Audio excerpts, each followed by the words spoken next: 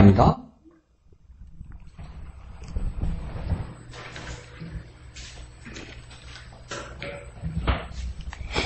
예레미야가 1장 1절에서 11절까지인데요. 오늘은 4단락으로 나눠지니까 첫 번째 단락 1절에서 2절까지는 이인숙 집사님 해주시고요.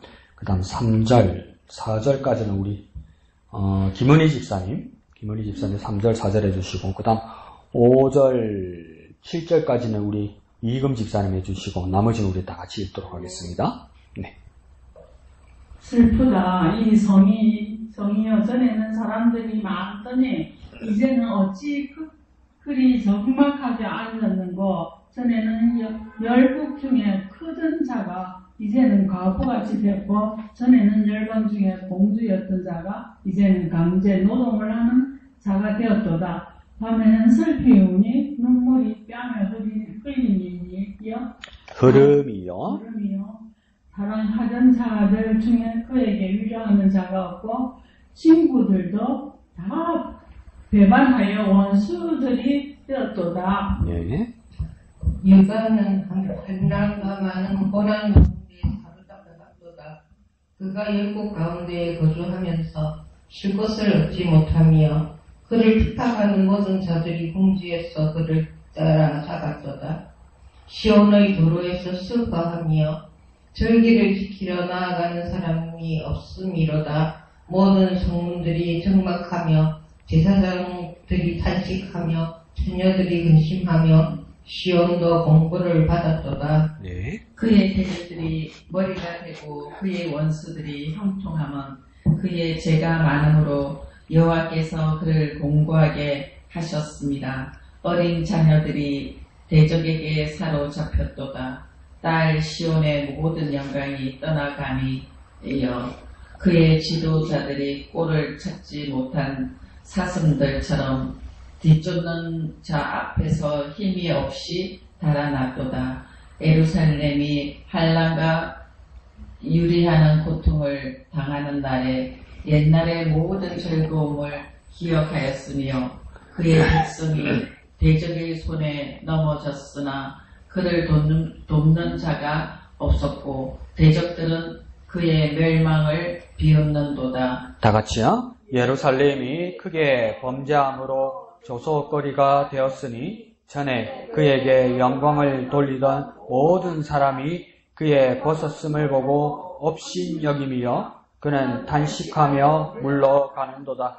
그의 더러운 것이 그의 옷깃에 묻어 있으나 그의 나중을 생각하지 아니하며 그러므로 놀랍도록 낮아져 그를 위로할 자가 없도다. 여호와여 원수가 스스로 근체하오니 나의 환난을 감찰하소서. 대적이 손을 펴서 그의 모든 보물들을 빼앗았나이다. 주께서 이미 이방인들을 막아 주의 성회에 들어오지 못하도록 명령하신 그 성소에 그들이 들어간 것을 예루살렘이 보았나이다. 그 모든 백성이 생명을 이으려고 보물로 먹을 것들을 바꾸었더니 지금도 탄식하며 양식을 구하나이다. 나는 비쳐나오니 여호와여 나를 돌보시옵소서. 아멘. 네, 오늘부터 이제 예레미야 애가가 가는데요.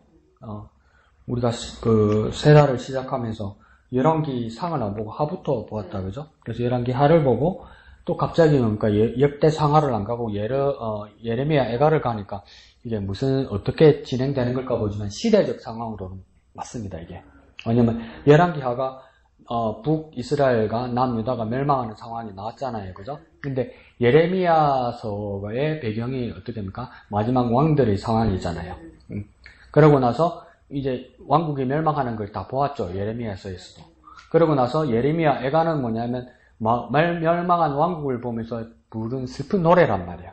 그러니까 열왕기 하가 끝나고 나서 왕국이 멸망한 슬픈 노래를 예레미야라는 선지자가 불렀다 이러면 이거는 뭐 연결이 그냥 쭉 되는 겁니다. 시대적 상황으로는. 그래서 그렇게 크게 문제될 거는 없고 또 우리가 열왕기하까지 보았던 내용과 이렇게 연결되는 겁니다. 그러니까 멸망한 상태를 다시 되돌아보는 거죠. 그래서 슬퍼하는 내용이니까 그 뭐랄까 우리나라도 일제에게 이제 우리 국군이 강탈당하고 나서 이제 그 신문에 연재됐던 것 중에 그 장지연이라는 그 작가가 썼던 그게 뭔가 시리아 방송대곡 들어봤습니까? 시리아. 고등학교 국사 시험에 나오는데 시리아 방송대곡이라면 되니까 나라가 국권이 빼앗겨서 슬퍼하는 노래를 그 신문에 연재를 했죠. 그게 큰 이제 반향을 일으켰죠. 그래서 나라를 이런 것은 슬픈 노래. 그게 우리나라 조선 같은 경우는 시리아 방송대곡 장지연의 그 노래처럼 여기서도 뭡니까? 나라가 멸망한 것에 대해서 예레미야 선지자가 슬퍼하는 노래를 부르는 것이다. 그렇게 생각하면 됩니다. 왼쪽 위에 제목 한번 읽어볼까요? 시작. 예루살렘. 이렇게 돼 있죠. 이렇게 돼 있죠. 이게 왜 이게 제목을 이렇게 부를 수 있냐면 오늘 오른쪽 본문에 보면 1장 1절에 슬프다 이 성이여 이렇게 얘기하잖아요. 슬프다는 이 말이 그 쓰여진 그 히브리어 성경에서는 뭐라고 됐냐면 에카 이렇게 씁니다. 어이의 에카 이렇게 됐습니다. 발음이 에카. 근데 이 에카를 어떻게 번역해야 될까 할 때 번역가들이나 학자들이 고민을 많이 했어요. 에카 이걸 어떻게 번역해야 될 때 세 가지로 이렇게 생각을 한 겁니다. 첫 번째는 그러니까 본문대로 보니까 슬프다 이렇게 번역하자 이렇게 나온 사람들이 있었고 그 다음 뭡니까? 그러니까 너무 슬플 때 슬프다 이렇게 표현하는 것보다는 우리 동네 어머니 아버지 우리들은 슬프면 뭐가 나옵니까? 아이고 이렇게 나오잖아요. 그러니까 아이고 이렇게 탄식으로 그대로 표현해야 된다 이렇게 생각하는 학자들도 있었단 말이에요. 그럼 오늘 왼쪽 제목처럼 이렇게 거죠. 외마디 탄식. 그러니까 슬프다 1장 1절에 슬프다 이러면 자기 상태를 솔직하게 말한 거고 근데 이거는 문어체죠. 그러니까 글로 쓸 때 표현하기 위해서 내가 슬픈 상황이다 그래서 슬프다 이렇게 쓴 거고 구어체 입으로 말할 때는 이렇게 넣는 거 아이고 어쩌나 뭐 이런 거죠. 그래서 이렇게 번역해도 되는 거예요. 그 다음 뭡니까? 에카라고 했으니까 히브리어로 에카라 했으니까 뭐가 하나 남았습니까? 뭐로 번역하는 게 하나 남았겠습니까? 책 제목대로 애가.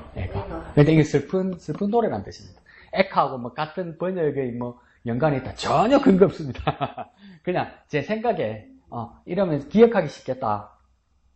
슬프다 에카 이렇게 히브리어가 시작되었으니까 비슷한 발음 애가 슬픈 노래. 그러니까 이 에카라는 말에 한국어로도 세 가지로 번역할 수 있는 겁니다. 본문 그대로 슬프다 이렇게 쓸 수 있고 이렇게 탄식으로 쓸 수도 있고 그 다음 이게 한자로 말하고 이 장르가 뭐로 시작하는 거냐? 애가 슬프다 이렇게 되는 거죠. 그래서 1장 1절에서 슬프다 이 성이여 이러잖아요. 그 이 성이 뭐냔 말이에요. 이 성이 무슨 성입니까?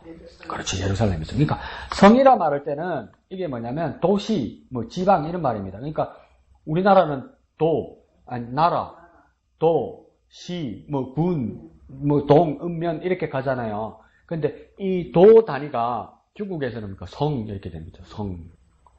그러니까 길림성, 성이 하나밖에 생각이 안 나네. 근데 상해는 시고 또 베이징도 시죠. 그것처럼 성이 도시예요. 근데 여기서 성은 뭐냐면 도시입니다. 도시. 성경에서 말하는 성은 도시. 그러니까 예루살렘 도시를 말하는 거죠. 근데 예루살렘 도시를 왜 성으로 합니까? 옛날에는 다 성벽을 쌓았죠. 그래서 이 성이 되는 겁니다. 예루살렘 성, 도시. 그러니까 슬프다 이 성이여 이러면 슬프다 예루살렘이여 이렇게 말할 수도 있고 예루살렘 이렇게 말할 수도 있는 겁니다. 그리고 예루살렘을 향한 애가이다 슬픈 노래다 이렇게까지 다 말할 수 있는 겁니다. 이게 복합적으로 다 쓰여 있는 거죠. 그러니까 탄식, 슬픈 노래. 그러니까 노래가 슬픔을 노래로 표현했다. 에이, 목사님 슬픈데 무슨 노래가 돼요? 이렇게 하는데, 그러니까 우리나라 장례에도 유교식으로 장례를 하면 어떻게 합니까? 장례식장에서 장례를 해도 옛날에는 장례식장에서 20년 전만 해도 장례식장에서 거의 안 했죠, 그죠? 90년대만 해도 집에서 거의 했죠, 그죠? 그리고 어떤 일이 있었습니까? 병원에서 돌아가셔도 집에서 했죠. 집에 모시고 와서 장례를 그랬잖아요. 그러면 그 유교식으로 장례를 할 때는 어떻게 됩니까? 아침, 점심, 저녁 다 밥을 올리죠, 그죠? 그러면서 밥을 올릴 때 그냥 잘 드세요 이랍니까? 어떡합니까? 밥 올리는 동안 아이고 가족들은 이래야 되잖아요. 근데 어린 사람이나 바깥 사람이 볼 때는 밥 먹는데 아이고 하나 이제 가족들은 그런데 뭡니까? 그 시간과 형식을 따라 아이고 하는데 나도 모르게 뭡니까? 슬프고 눈물 나죠. 아이고라는 곡을 하게 만들어줬는데 아이고 하니까 슬프더란 말이야, 진짜. 노래인데 슬프더란 말이죠. 여기서도 뭡니까? 슬픈 노래를 만들어서 슬픈 노래를 진짜 부르니까 진짜 슬프더란 말이에요. 진짜 슬프더란 말이에요. 그래서 노래로 슬퍼하는 것을 이야기하는 것이다. 이야기죠. 그래서 그걸 애가다. 이렇게 얘기하는 겁니다. 밑에 갈색 두 줄 있죠? 왼쪽 밑에요. 주전 586년 보입니까? 다 같이 읽어볼까요? 시작! 주전 586년 바벨론의 침략으로 한때 찬란했던 예루살렘이 파괴되고 유다 백성은 포로로 끌려갔습니다. 선지자는 텅 비고 폐허가 된 성읍을 보며 비탄한 심정을 하나님께 아뢰니다. 이렇게 되죠. 그래서 주전 586년 그때 내가 이렇게 외웠다고 그랬죠. 609, 597, 586 이게 무슨 말이냐면 주전 609년에 처음 침공을 당했어요. 그 다음 597년에 2차 침공을 당했어요. 그리고 586년에 완전히 멸망했단 말이에요. 그러니까 3번이나 침공을 당했죠. 근데 이게 책마다 이 해석하는 방법, 그러니까 보는 관점이 다르다. 저는 포로를 몇 차까지 갔다고 했습니까? 포로를 몇 차까지 갔다고 그랬습니까? 네, 3차. 손가락 보면 알지, 뭐. 3차까지 갔단 말이에요. 각 침공할 때마다 갔다고 해서 1차 침공 때는 다니엘과 세 친구들이 갔고, 그 다음은 그 2차에 에스겔이 간 것 같고, 3차에 나머지가 다 끌려간 것 같다 이러잖아요. 근데 매일 성경에서는 2차 침공으로 그냥 이야기합니다. 2차까지 있었다. 그러니까 1차, 2차 사이에 그냥 한꺼번에 1차로 잡고, 마지막 586년을 2차로 잡는 사람도 있어요. 그리고 그 앞에 그러니까 주전 722년에 그러니까 150년 전에 이미 아수르에 의해서 북이스라엘은 이미 멸망했죠. 그래서 이건 최종 멸망 상태를 이야기하는 거죠. 그래서 바벨론 침략으로 한때 찬란했던 예루살렘이 파괴되고 이게 더 비참한 게 뭡니까? 유다 백성은 포로로 끌려간다 이 말입니다. 그러니까 쓸만한 사람들은 다 데리고 갔다는 거죠. 그리고 이제 오는 주일날 보게 될 공과에서도 보면 다니엘 이야기 될 때 왜 끌려갔고 바벨론은 왜 끌고 갔고 끌고 가서 뭘 했는가 나중에 보게 될 겁니다. 끌고 간 이유도 나와요. 그 다음 달라겠습니까? 선지자는 텅 비고 폐허가 된 성을 보며 비탄한 심정을 하나님께 아뢰니다. 이 선지자는 누구입니까? 그렇죠. 예레미야죠. 정신줄 놓으면 안 돼. 성경제목 예레미야 애가니까 유일하게 뭡니까? 예레미야겠죠. 예레미야가 텅 비고 폐허된 성읍을 보며 비탄한 심정을 하나님께 아뢰니다. 이랬잖아요. 그러니까 이 이유가 나오는 거예요. 자꾸 우리가 이해를 하려고 해도 한편으로 이해 안 되는 게 뭡니까? 바벨론이 침공해서 완전히 이스라엘과 유다를 이제 완전히 그 식민지 삼으려고 그러는데 왜 다른 사람들은 다 항거하자고 그러는데 왜 예레미야만 자꾸 항복하자고 그러고 그게 하나님의 뜻이라 그러고 그 하나님의 뜻이라니까 우리는 따라야 되냐 마음 한켠에는 정말 불편하잖아요. 그러니까 우리나라 역사로 이렇게 대입을 하면 그러니까 이토 히로부미가 막 조선 땅에 들어와서 억지로 뭡니까 을사늑약 체결하고 막 칼 들고 와가지고 고종 앞에서 막 휘둘고 이러니까 할 수 없이 옥새를 내고 찍고 이러잖아요. 근데 그러니까 그렇게 돼야 되는 게 맞다고 말하는 사람은 그러니까 을사오적밖에 없잖아요. 유한영을 비롯해서 그 을사오적들밖에 없잖아요. 그럼 예레미야를 잘못 적용하면 매국노인데 하나님 왜 매국노 되라고 그러시는 거지? 이렇게 자꾸 우리가 이해가 안 간다고요. 근데 오늘 예레미야 애가서만 봐도 예레미야의 사명이 그게 있었다는 걸 알아요. 왜냐면 끝까지 항거했으면 끝까지 바벨론에 항거하고 결사항쟁 싸웠으면 뭐가 없었을까요? 예레미야 애가서가 없죠. 멸망한 상태를 뭡니까? 기록할 수가 없어요. 그죠? 멸망한 상태를 기록할 수가 없어. 거기서 항거해서 전사했기 장렬히 전사하거나 감옥에 끌려가서 지금 투옥돼 있겠지. 그죠? 근데 바벨론의 편을 들고 그래서 바벨론 느부사라단이 그 사람의 예레미야에게 뭡니까? 우대해주고 막 이랬단 말이에요. 그러니까 나라는 멸망한 상태이지만 그러니까 이 정황을 보면서 기록할 수 있는 상황이 됐단 말이에요. 예레미야가. 그러니까 근데 우리가 그걸 겉으로 잘못 이해하게 되면 어떡합니까? 예레미야가 바벨론 편을 들어서 호의호식하고 잘 살았을 것 같잖아요. 근데 예레미야서 오늘 1장만 봐도 뭡니까? 그 처참하고 비참한 상태를 이야기하는 거예요. 그러니까 하나님의 눈과 하나님의 마음으로 보면 이 잘못된 상태들에 대해서 기록할 사람이 있었고 그 일을 위해서는 자기 자존심과 자기 정체성이 왜곡되고 자기 정체성이 모욕당하고 조롱당하고 오해받을지라도 뭡니까? 반성해야 되잖아요. 근데 반성시킬 사람이 없는 거예요. 완전 매국노면 반성 안 할 거고 또 뭡니까? 끝까지 한거였으면 전사가나 투옥됐을 거고 근데 그 일을 뭡니까? 낱낱이 하나님의 눈과 우리의 처참한 상태를 기록해서 잘못된 것을 깨닫고 반성하고 회개해야 되잖아요. 그 일을 예레미야가 한 겁니다. 그러니까 이걸 그 상황에서 그걸 받았을 때는 예레미야도 얼마나 부담스럽고 그 예레미야 바깥의 사람은 얼마나 이해가 안 가고 괘씸했겠습니까? 그러니까 예레미야서 20장 9절에서도 뭡니까? 내가 다시는 하나님의 말씀 증가하지 않을 것이다. 그렇게 다짐했는데 내 마음이 불일 듯 읽게 되어서 다시 일어나서 내가 견딜 수 없나이다. 이러잖아요. 그러니까 정말 힘들고 막중한 임무를 맡은 거죠. 그게 어떻게 돼서 이렇게 된 것이냐가 그 짧은 예레미야 애가서 5장에서 나오는 겁니다.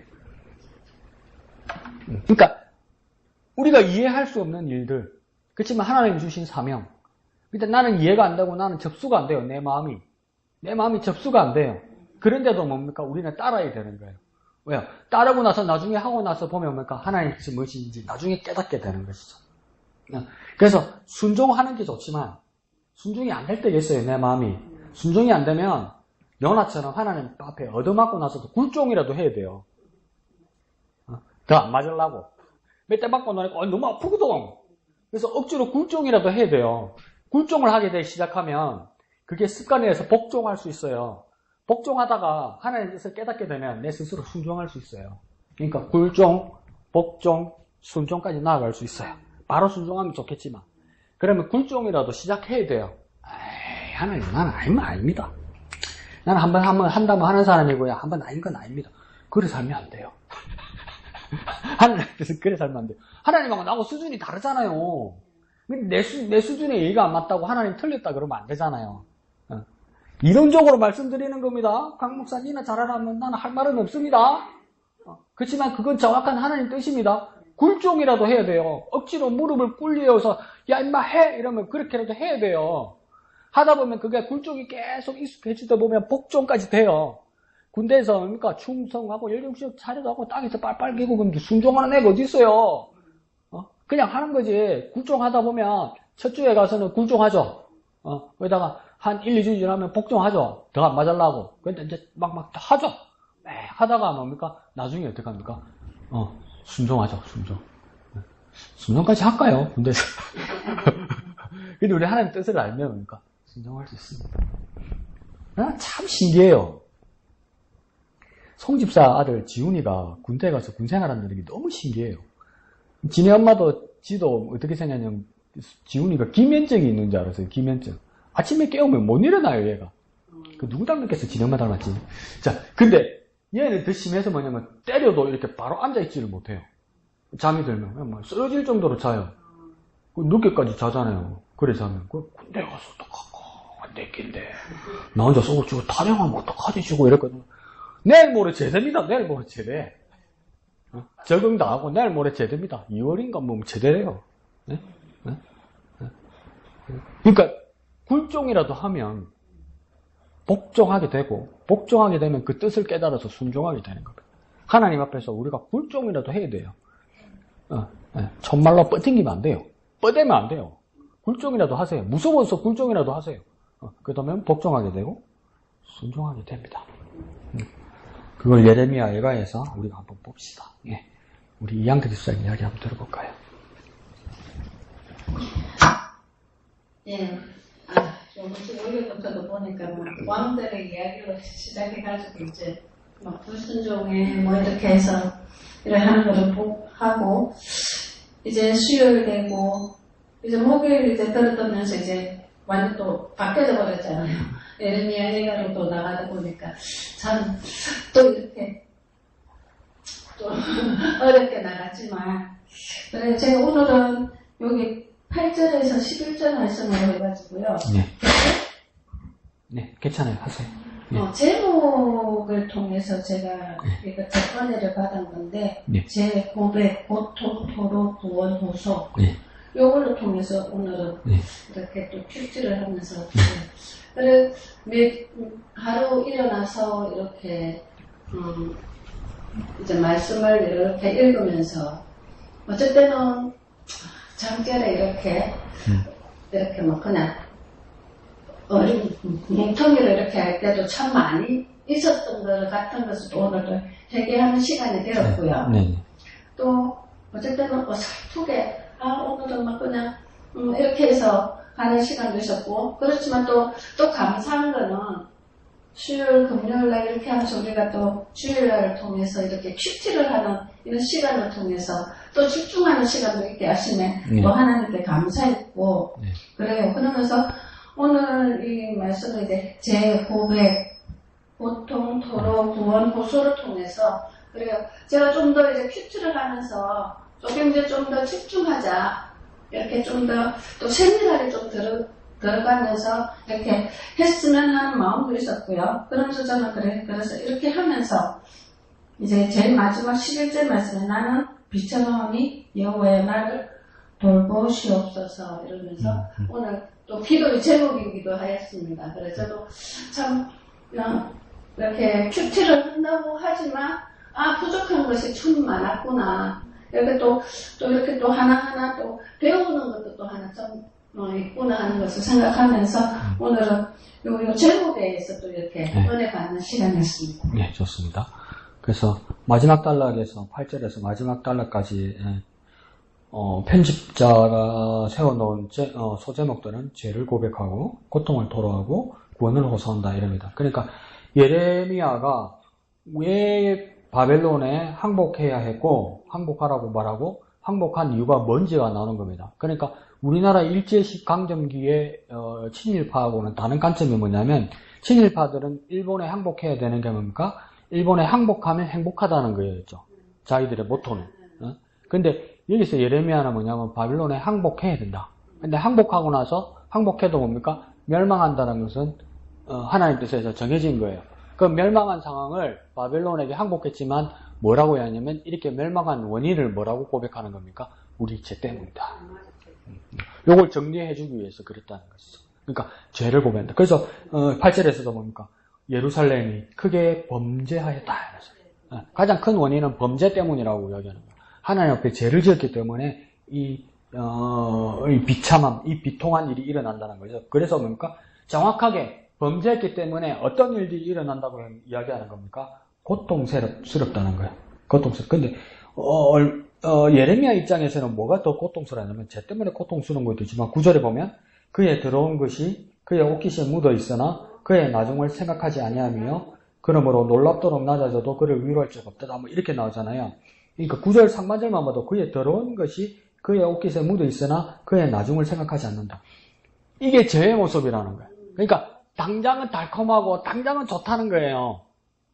그러니까 그냥 한다는 거예요. 그러니까 이 옛날 속담에도 그런 거 있죠. 신선도름에 도끼자루 썩는 거 모른다 이러죠.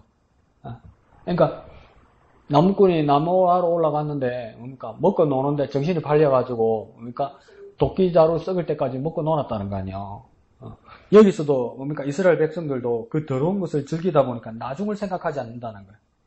지금 즐기는 것, 지금 자극에 의한 즐거움을 떨쳐버리지는 못하는 거예요. 그러니까 죄가 그와 같다는 거예요. 지금 당장 무엇을 준다는 거예요. 죄는. 그러니까 그게 얼마나 먹음직스럽고 보암직스럽고 탐스럽기도 하고 지혜롭게 할 만도 하겠습니까? 지금 당장 주는 거니까. 죄의 유혹은 지금 당장 너에게 뭐 어떤 만족을 준다고 그런 거니까. 당장.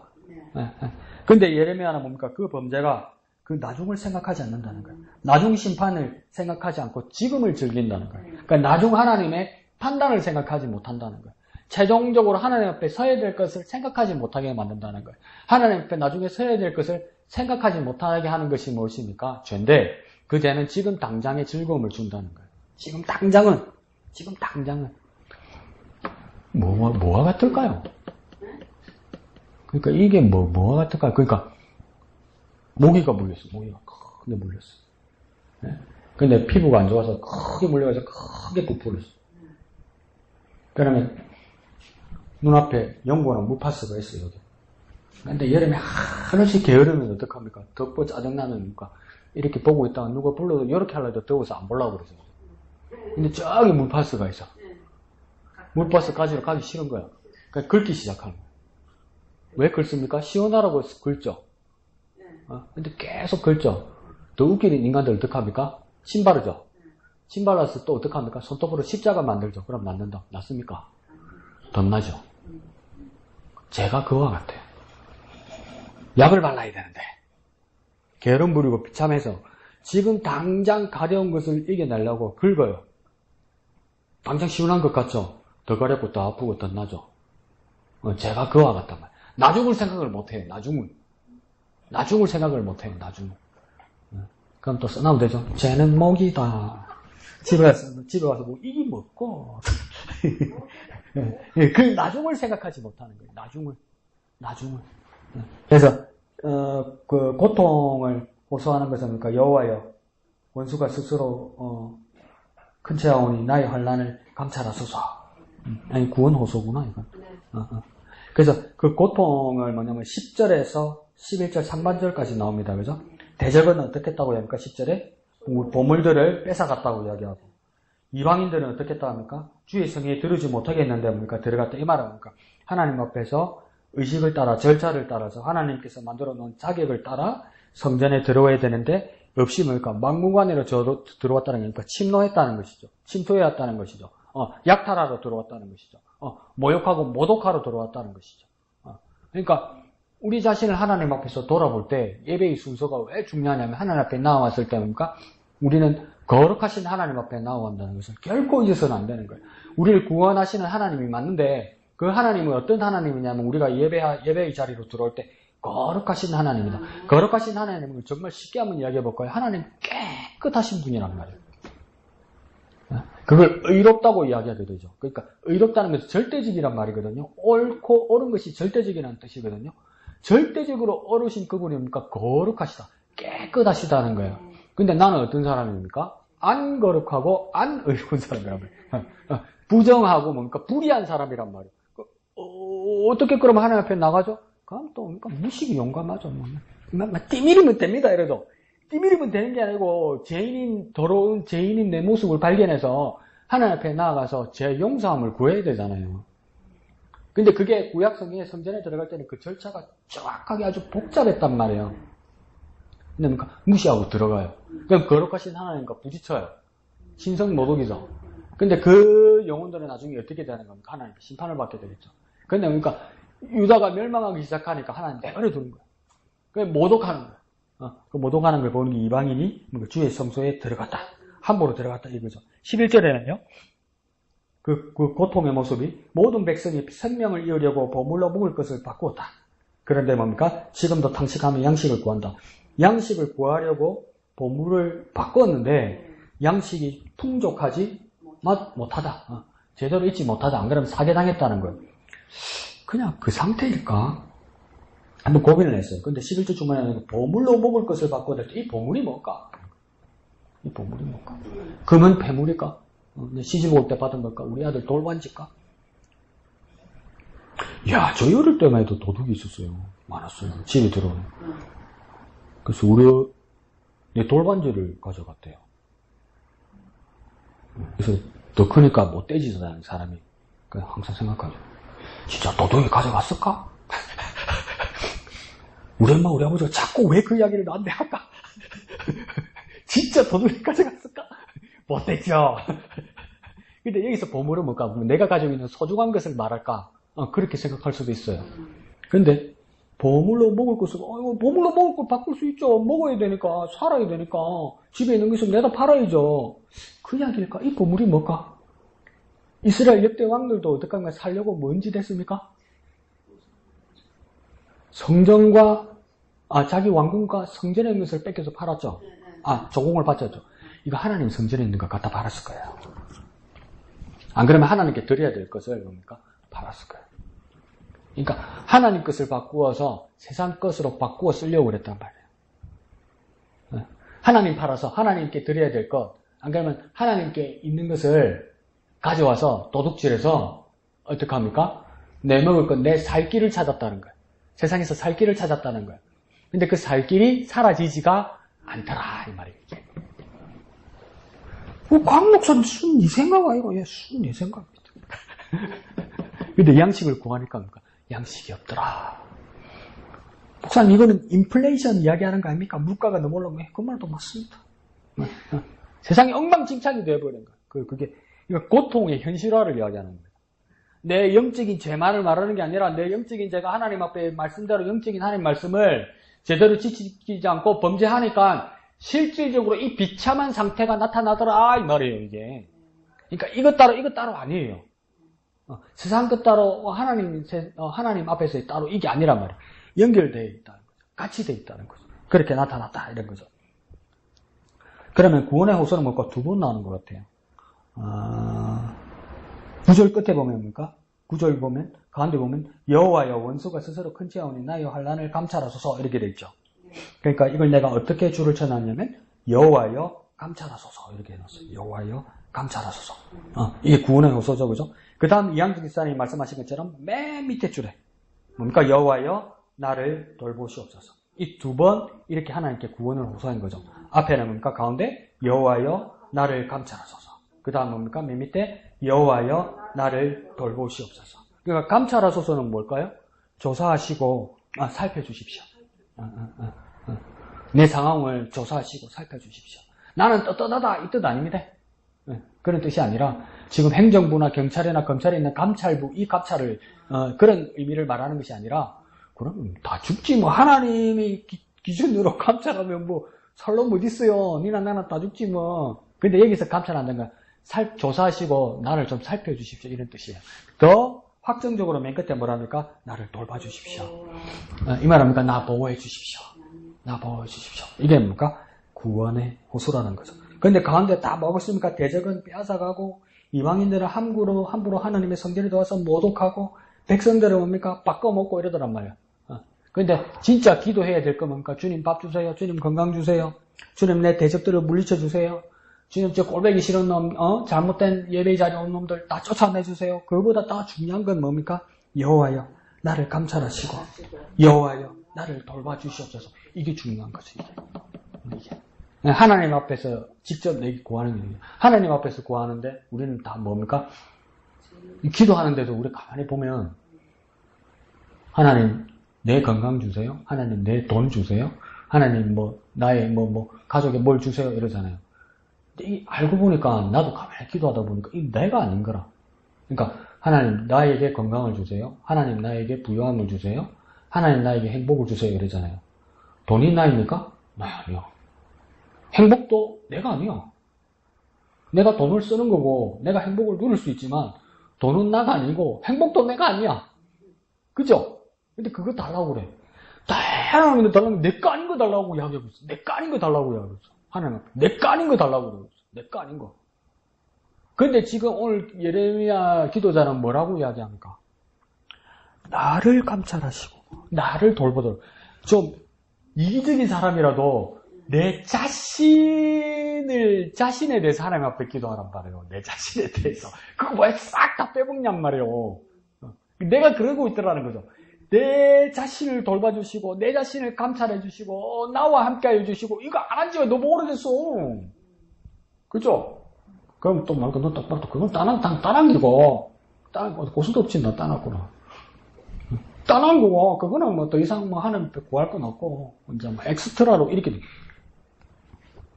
그러다, 그러면 어떡할 겁니까? 하나님이, 내게 있는 모든 거 다 걷어가시고, 이걸 구해야 될 날이 오면 어떡할 겁니까? 그러니까 가장 내가 나를 위해서 구할 때 정직한 기도가 되는 거죠. 하나님 앞에서.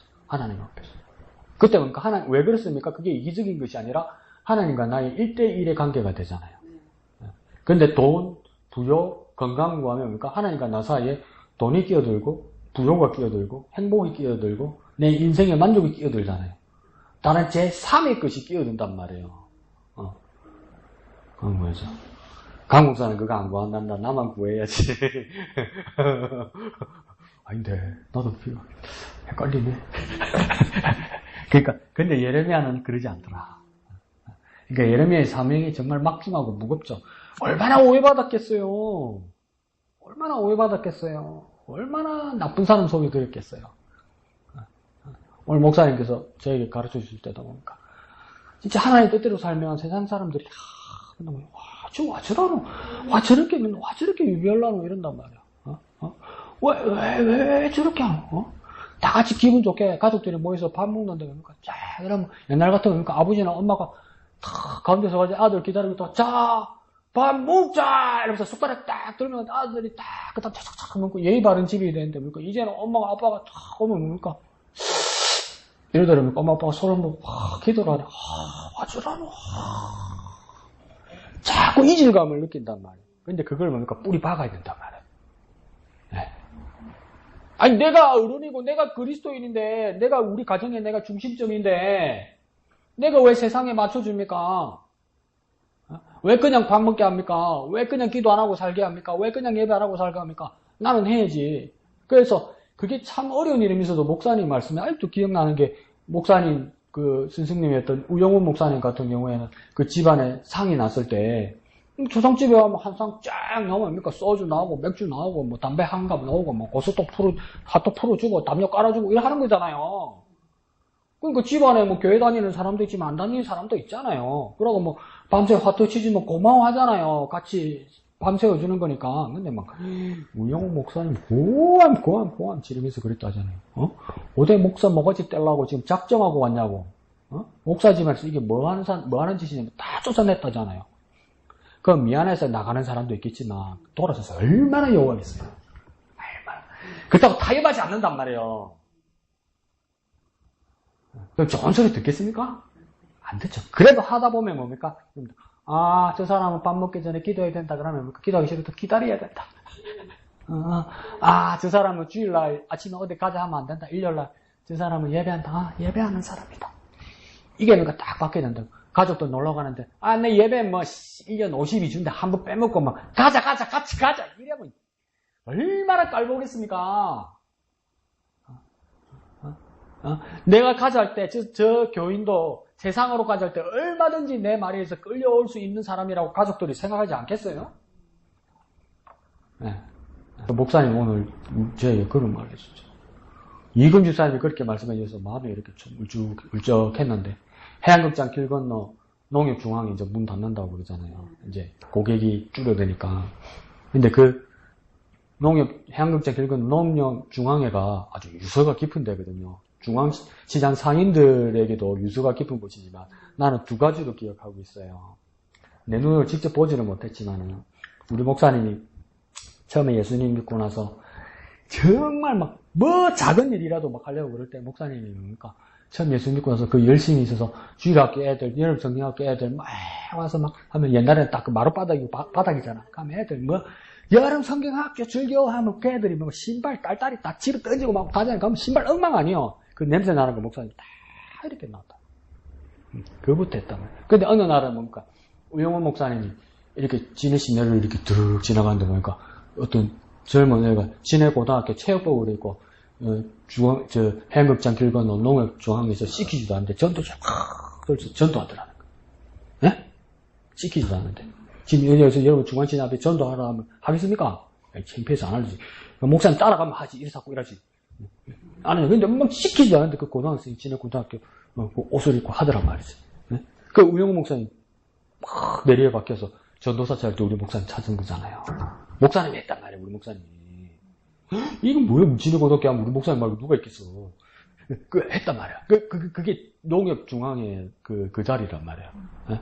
근데 또 그 농협중앙이 왜 기억이 나냐면 내가 나를 형 하면서 좋아하는 고등학교 후배고 대학교 후배 동생인데 진짜 나 좋아하고 내한테 뭐 돈 조금 생기면 나한테 밥 사고 진짜 착한 동생이에요. 근데 이 새끼가 술 한 번 먹으면 인간이 안 돼. 인간. 다른 인간이 돼. 다른 인간. 그래갖고 그 어떤 여름 방학 때 대학교 때 돈 야람이 때 열심히 돈 한가득 먹었어요. 뭉칫돈을 모았어요. 그래가지고 형님 오늘 저녁 먹으시다. 내가 살게요. 이러는 거야. 따라갔지. 그것들을 저녁 먹으면 저녁만 먹습니까? 우와 안주 이래 된 거야. 아주 막 술이 떡이 된 거야. 떡이 된 거야. 술이. 그러니까 자기 여자친구도 있는데 여자친구한테 욕하고 지랄하고 고함지로 농협중앙회 앞에서 그 월급 받은 거 있잖아요. 그거 뭡니까? 뿌리고 막 여자친구 울면서 돈 주고 그런 데가 그 농협중앙회 그가 내가 창피 싫어가지고 내가. 네? 근데 같은 농협인데도 뭡니까? 누구는 가장 사람이 많은 곳이기 때문에 거기서 주에 복음 전하는 사람이 있고 누구는 농협에서 기분 좋아서니까 술 한잔 먹고 막 미친놈이지 뭐 어디서 봤을까? 돈 뿌리는 거는 또 팍 뿌리니까 여자친구가 울면서 돈을 주더라니까. 네? 우영원 목사님 이야기도 여기까지 너무 많네. 근데 그러니까 세상이 볼 때는 뭡니까? 이 사람도 저 사람도 정말 낯선 사람들이잖아요. 술 먹고 저 하는 것도 뭡니까? 세상 사람들은 에이 참 대단하다. 에이고 별나네 이러고 혀차고 말 정도지.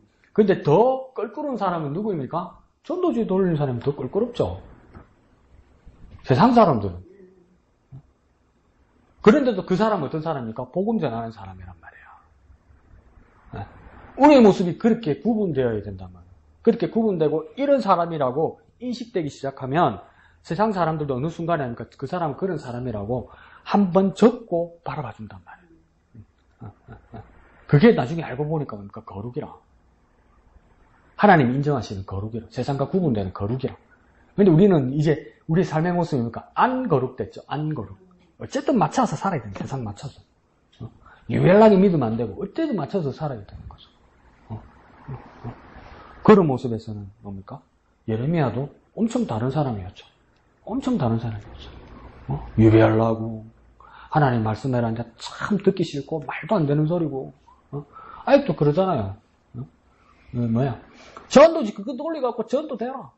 누가 믿는 그 전도지 돌려가지고 그 전도 그거 되나? 뭐예요 전도되는데 그럼? 교회 뭐 입구에서 돈 준다면 전도되나? 서울에 그런 교회 있더라. 그럼 그게 전도되는 겁니까? 돈 타러 오는 거지?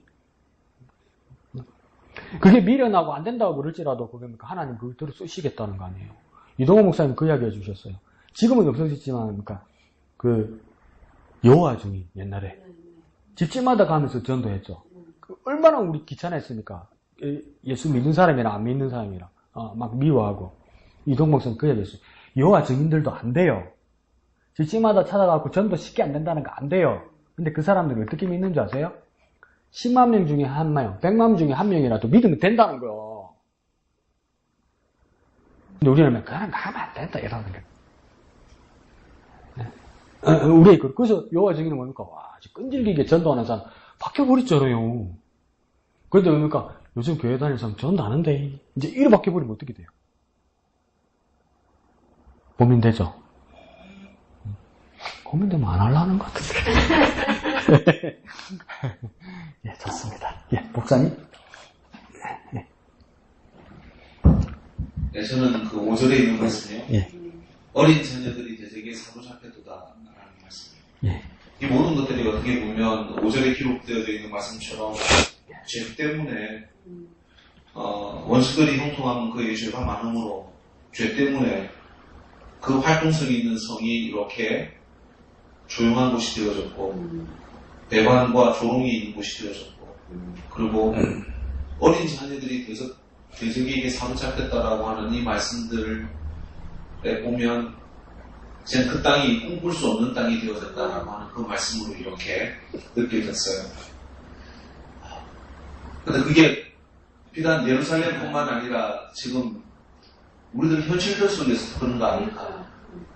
우리들에게 더 이상의 미래가 없고 더 이상 미래에 대한 꿈을 꿀 수 없는 우리의 자녀들이 나의 신앙을 아니면 내가 믿고 있는 그 믿음이 전수되어질 것 혹은 그 아이들에게 상속되어질 것이라고 하는 그 믿음이 사라져버린 그 세대에 우리가 사는 거 아닌가? 아니 그런 꿈조차 꿀 수 없는 그런 땅이 되어서 가는 것 아닌가 하는 그런 생각들이 드는 거예요. 내 어린 자녀가 대적에게 사로잡혔다.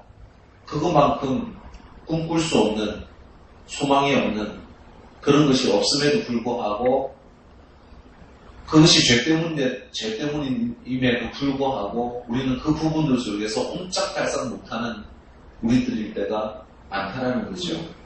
그렇기에 다시금 내가 꿈꾸고 회복되어진 그런 장소가 되어지기 위하여 우리가 더욱더 거룩한 모습, 그 죄와 이렇게 떠나있는 그 모습 혹은 더 이상의 어떠한 그 죄가 내 속에 오지 않도록 하는 선을 끊는 그런 작업들.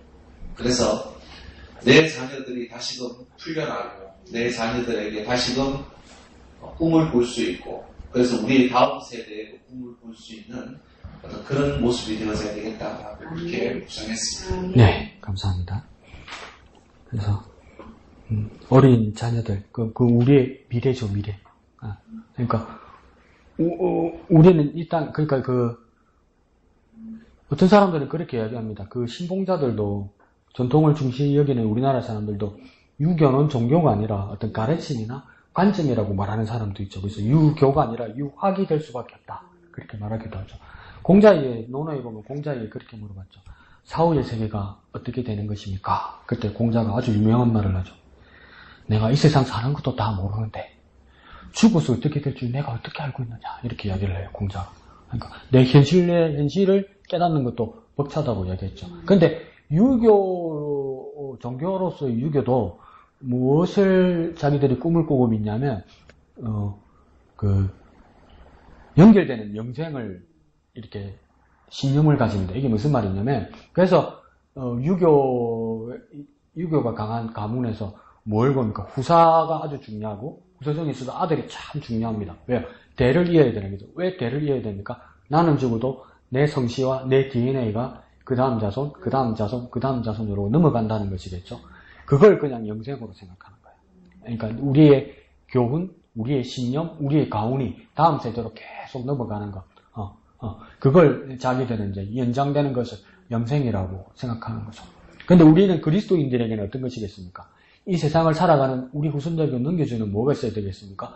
믿음이 있어야 되고, 말씀이 있어야 되고, 신앙이 있어야 되겠죠. 여기서 우리도, 그러니까 우리는 주님 앞에 부름을 받아가더라도, 이 땅에서 다음에 있을 우리 후손들에게니까 남겨주어서 연결되어야 될 것들이 있단 말이에요. 그것들이 없게 어떡합니까? 바벨론이 자녀들을 사로잡아 가버렸으니 꿈이 없는 것처럼 우리도 예수님께서 씨 뿌리는 비유처럼 뭡니까? 새들이 먹어버리게 가져가 버리게 합니까? 그대로 방치해야 되거나 우리의 마음의 밭이나 우리 교회의 토양이나 우리 가정의 영적인 토양을 갈아놓지 못하면 가시밭이나 돌짝밭이나 안 그러면 새들이 먹는 길가가 돼버리면 뭡니까? 우리 자녀들이 사로잡힌 것과 똑같단 말이에요. 그래 우리가 어떻게 되니까 예수님 비유 같으면 뭡니까? 땅을 기경해야 되는 것처럼 우리 마음과 우리 가정과 우리 사회와 우리 교회의 토양을 우리가 지금 뭐 해야 되니까? 부지런히 갈아놓고 뭡니까? 씨를 뿌려야 된다는 것이겠죠. 그 일이 없으면 뭡니까? 우리 자녀들에게 소망이 없다는 것이겠죠. 그 땅을 가는 게 뭘까요? 씨를 뿌리는 건 뭘까요? 뭐 여러 가지로 생각할 수 있죠. 여러 가지로 말할 수 있죠. 근데 돌짝밭이나 바위와 돌짝밭하고 같은 말이죠. 돌짝밭이나 가시나 길가에 뿌리신다는 건 뭐였겠어요? 안 했다는 거예요. 다른 거 다 떠나서 안 했다는 거예요. 쉽게 말하면 시키는 대로 안 했다는 거예요. 하나님이 시키는 대로 안 했다는 거예요. 주님이 기대하는 것처럼 안 했다는 거예요. 우리가 안 하면, 우리가 지금 안 하면 우리 자녀들과 우리 후손들에게 소망이 없단 말이에요. 소망이 없단 말이에요. 소망이. 우리가 안 하면. 그럼 또 거꾸로 가슴 아프지만 우리가 한번 깨달아야 될 거면 그러면 우리 가족들과 우리 후손들이 왜 믿음이 옅어지거나 왜 예수 안 믿느냐? 저한테 반론을 말씀하셔도 됩니다. 저의 입장에서는 밭을 안 갈았다는 거예요, 내가. 그러니까 내가 우리 가족과 우리 후손들을 위해서 우리 후배들을 위해서 내가 밭을 안 갈았다는 거예요. 그럼 네 뭐 하고 있었는데? 우리 할배, 우리 엄마, 우리 목사님이 일고는 열매만 따먹고 있었단 말이에요. 나는 일하지 않았단 말이에요, 나는 일하지 않으니까 우리 자식들 다 굶어 죽게 생겼단 말이에요. 그러니까 한국 사회는 아직도 그렇잖아요. 얼마라도 남아있으면 우리 자녀들에게 유산을 남겨주는 게 당연한 거잖아요. 그러니까 상속세도 있지. 당연히 상속시키는 거니까. 뭐 잘못된 거 아닙니다. 이 험난한 세상. 우리 아들을 맨 땅에 헤딩시킬 수는 없지. 있으면 뭐 10억이라도 당겨줘야지. 뭐라 하겠어요, 내가? 그럼 그렇게 우리 자녀들이 살아야 되기 때문에 내가 뭐라 피 묻은 고쟁이를 팔아서라도 먹고 살게 해줘야 되는 것을 안타까운 어른으로서 마음이 있으면 진짜 살아야 된다서 그래야 하는 거 아니에요. 내가 죽어도 진짜 살아야 되잖아요. 그럼 믿음을 남겨줘야 될 거 아니에요. 넘겨줘야 될 거 아니에요. 그걸 안 하는 거라. 내가. 그래서 어떻게 됩니까? 어린 자녀들이 대적에게 사로잡혀졌다. 이거 예수님 비유로 하면 어떡합니까? 새가 물고 간 거죠. 길가에 뿌려서 새가 물고 간 거죠. 새가 물고 가기 전에 우리 뭐 해야 됩니까? 땅을 갈아야지. 잘 자랄 수 있도록 땅을 갈아야 줍니까? 땅 가는 거 얼마나 하기 싫고 얼마나 힘듭니까? 그 이스라엘의 그 단체 그 농장 있잖아요. 그 단체 농장을 공동체 농장 이름을 뭐랍니까? 이거 4시간에 배웠다. 국민학교 때. 내 혼자 외국 가서 배운 거 아니다. 키부츠라 그러잖아요. 키부츠. 들어봤죠? 금시초무인데? 이러지 말고. 그게 전부 황무지잖아요. 근데 그러니까 그 키부츠라는 농장에서는 그러니까 막 열매들이 잘 자라고 농사가 잘 되잖아요. 말이 안 되는 일이었어요. 어떡합니까? 갈고 땅을 갈고 또 갈고 그러니까 저쪽에다 물을 내가지고 호수를 끌고 와가지고 그러니까 호수 구멍 내가지고 24시간 물 지나가게 그렇게 했단 말이에요. 그 키부츠 일하는 사람들, 농부들이. 그렇게 해서라도 먹고 살게 한단 말이에요. 먹고 살려고 농사를 그렇게 짓단 말이에요. 그러면 우리의 영적인 자산을 위해서 우리가 농사를 짓고 열매를 맺게 하려면 우리가 그 정도 노고는 해야 될 거 아니에요. 노고해야 될 거 아니에요. 근데 우리는 이제 다 받아먹는 거. 이제 저 어떡합니까? 요거 맞나? 이거 좀 떨어지겠나? 이러고 있는 거. 우리 그러고 있는 거죠. 그러니까 우리 자식들이 어떻게 됩니까? 어린 자녀들이 대세계에 살아. 그러니까 농사 짓다가 새가 오면 여러분 만약에 배농사를 짓고 날아갈 텐데 그거 허수아비를 나눠도 안 돼. 그 참새가 와. 그럼 애가 타면 어떡하겠습니까? 짝대기 가지고 이거라도 할 거 아니요. 짝대기 가지고 이라도 할 거 아니요.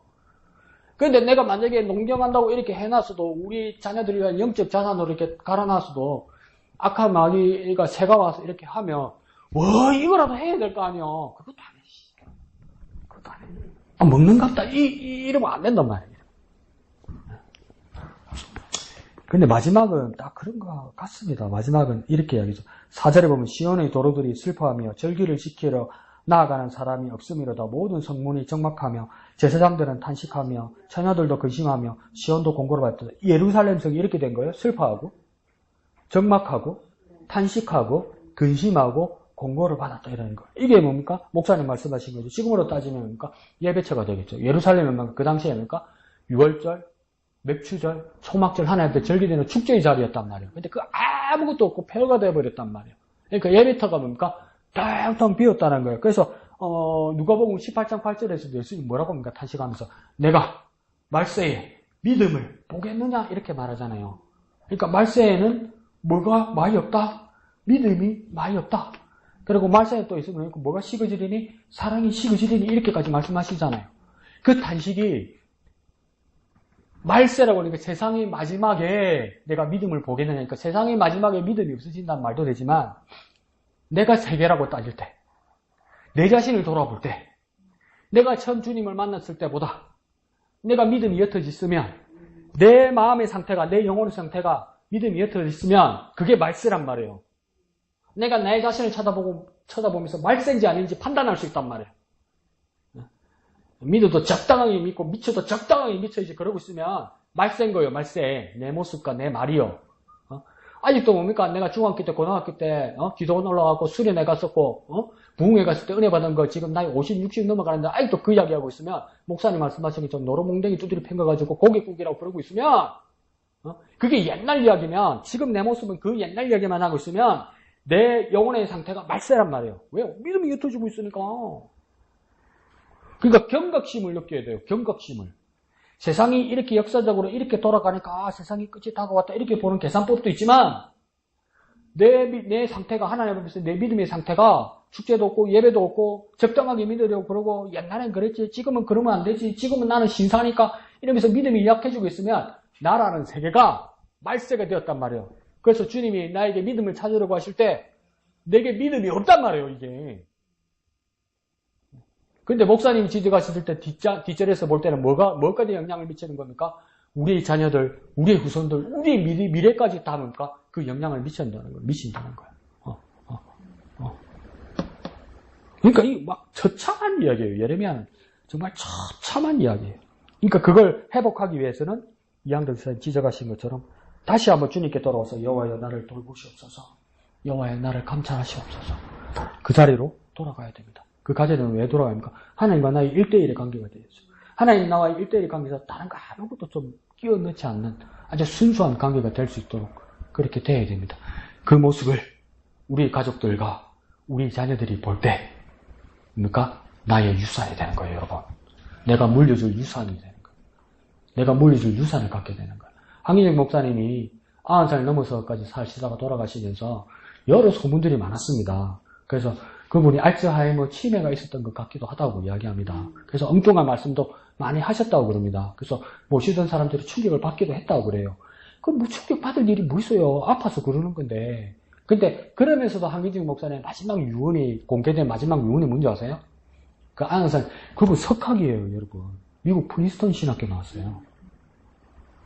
미국 프린스턴 신학교 아무나 못 가요. 아무도 못 가는 게 아니고 가면 공부하기 진짜 힘들어요. 근데 그분이 와서 목회했단 말이에요. 그러니까 얼마나 배운 게 많고 얼마나 아는 게 많고 90년 동안 하나님의 뜻을 공부하고 목회를 해왔으니 생각하고 깊은 것들이 얼마나 많겠어요. 근데 그분의 마지막 유언이 뭔지 아세요? 여러분, 예수 잘 믿으세요. 여러분, 예수 잘 믿으세요. 예수 잘 믿어야 돼요. 저와 여러분, 예수 잘 믿어야 돼요. 그땐 그랬지 이러면 안 돼요. 지금 예수 잘 믿어야 돼요. 헨리 나우엔이 그러더라고요. 이렇게 말하는 목회자가 얼마나 괴로운지 여러분 모르죠, 그러더라고요. 그 무슨 말이냐, 헨리 나우엔이 뭐냐면, 나도 그렇게까지는 못 살거든요. 근데 단위에 서면요, 좀 높게 말을 해야 돼요. 그럼 목사님이 주일날 말씀하시고, 니도 안 하니까 나도 하지 말고, 그만 하지 말자, 이렇게밖에 안 되잖아요. 내가 뭐, 배가 아니까, 내도 못 한다. 그러니까 니도 너클 안 해야 된다. 오늘 목사님 가르쳐 주신 거구나. 바울이 그랬잖아요. 너희는 나를 본받으라. 저도 그렇게 착각하고 있었어요. 진짜 잘난 체 하네. 나는 이때까지 그래도, 10몇 년, 20년 가까이 목회하면서, 여러분, 강 목사를 본받으시 말할 자신이 있는데, 바울은, 여러분, 나를 본받아라. 니 잘났다, 그래. 그래, 잘한다. 니가 잘했다. 잘했긴 잘했겠지. 이랬었는데, 목사님이 상반절 가르쳐 주셨어요. 뭐냐, 바울이 내가 그리스도를 본받는 거지. 너희가 나를 본받아라. 했단 말이야. 여러분, 우리가 그리스도를 본받아서 다른 사람들이 나를 본받고 그래서 내가 주님을, 예수를 잘 믿는 그 모습이 우리 지체들과 우리 가족들에게 큰 유산이 되었으면 좋겠습니다. 나 죽었다 가더라, 우경이 죽었다 가더라, 엥가이 애매기고 엥가이 말 안 듣더만 성질 듣더만 갔다더라, 이래 되는 것보다 우경이 죽었나, 그래 고생하더만, 그래도 예수 열심히 믿으려고 그래 애를 쓰더만, 그럼 또 쏘고 지 뜻대로는 안 되지만, 그래도 되게 애를 쓰고 몸부림치더만, 그래 엄청 쓰더라. 저 소리는 들어야지. 예수 믿으려고 참 애쓰더만, 참 눈에 보이는 거 별로 없더만, 가보면 하나님 살아있는 것 같다, 이래도 있거든요. 말이 길다 또.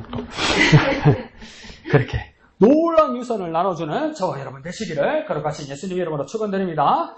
이 시간 기도하겠습니다. 주여, 예루살렘 성에 슬픈 상황이 있고 우리 환경과 우리 예배자리에 슬픔이 있을지라도 막막한 일이 있을지라도 다시 한번 소망을 가지고 믿음을 가지고 살아가는 우리가 되게 하여 주옵소서. 제가 기도하겠습니다. 거룩하신 아버지 하나님, 은혜를 감사합니다. 슬픈 예루살렘의 상황을 보게 됩니다. 그래서 또 그 비참한 가운데서도 죄를 고백하고 고통을 호소하고 또 구원을 호소하는 예레미야의 모습처럼 주님, 우리가 주님 앞에 다시 한번 회복될 수 있도록 도와주옵소서. 끔찍한 상황을 보게 되었습니다. 어린 자녀들이 개적에게 사로잡혀가고 또 그 믿음의 유산들이 끊어져 갈 것만 같은 무서운 환상들을 주님 우리가 보았습니다. 그러나 주님, 우리는 다시 한번 땅을 기경하고 새들이 찾아오면 쫓아내고 가시 연거기가 널려면 끊어내고 또 딱딱한 돌들이 있으면 잘 일구어서 우리 후손들과 우리 자녀들과 우리 가족들이 믿음의 반열 위에 설 수 있도록 그 유산을 남겨주는 우리가 될 수 있도록 주님 우리 가운데 역사하여 주시옵소서.